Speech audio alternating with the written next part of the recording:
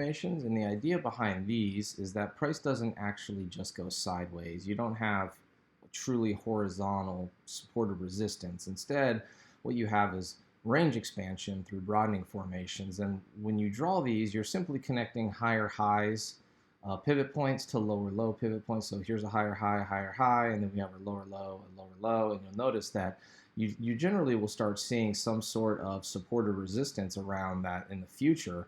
And you can always, back test these as well to be able to see what, the benefit of broadening formations are. And when you're drawing these, the easiest way to get started is looking for something like a 2, a 1, or another 3, and a 3 bar. So the X3s are good bars to use to create broadening formations because those are really natural ways that price has expanded.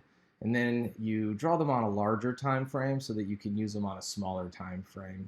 You can draw them on any time frame that you want, but what you're going to notice is that as you're drawing these, in this case, if I drew this on the weekly or the daily, I'd probably be wanting to look at something on the 1 hour or smaller time frame so that I can see how price has gone up and then aggregated and then ended up falling down and coming through again, and then aggregated and then moving back up, so that you can take a look and see how things work. So the broadening formations, they look like megaphones. They're going to give you some really natural support and resistance in your charts that you're going to want to look for rebounds around.